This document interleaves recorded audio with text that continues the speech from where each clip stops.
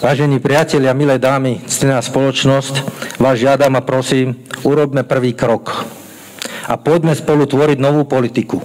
Politiku pre ľudí, pre štát, nie pre oligarchov, globalistov a škodcov tohto národa.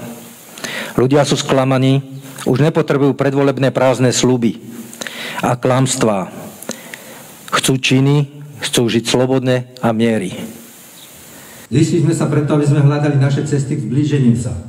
Prestali medzi sebou súperiť, vzájomne sa ohovárať a začali sme navzájom spolupracovať.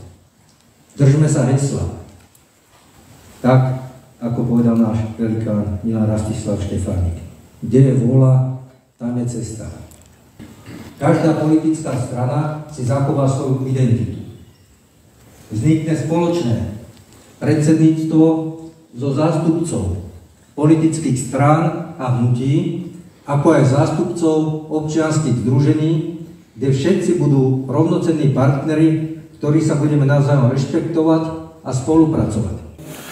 Každá strana predloží na najbližšom pracovnom stretnutí priority svojho programu. Vytvoríme spoločný program, ktorý budú akceptovať všetci. Predsedníctvo bude rotujúce.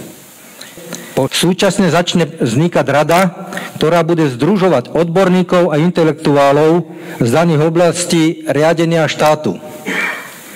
Zdôrazňujem, že dnes nie sú témy voľby, spájanie sa do jednej politickej strany alebo pripojené sa k niektorej z existujúcich politických strán. Dnes to téma nie je. Dnes je téma nájsť sebe cestu a spoluprácu.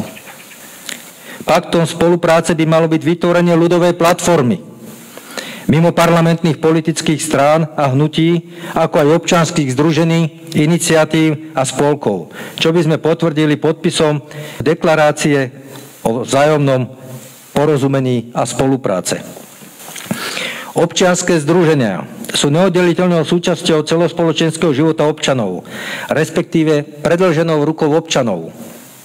Musia byť súčasťou tohto diania, lebo parlamentní politici sa dodnes vzdialili od ľudí a zabudli, že im majú slúžiť a nie panovať.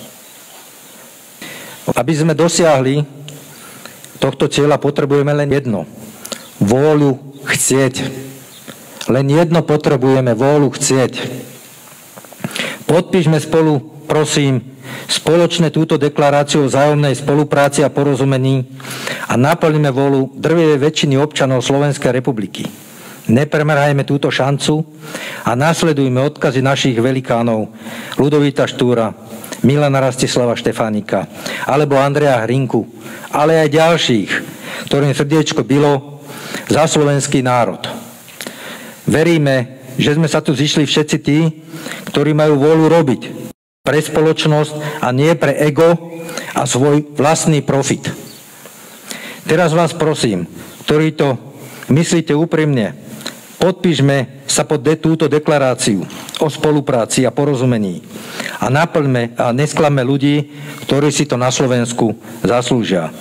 Ja za Vlastenecký blok k tomuto aktu sa hrdo hlásim a Vlastenecký blok stojí za mnou.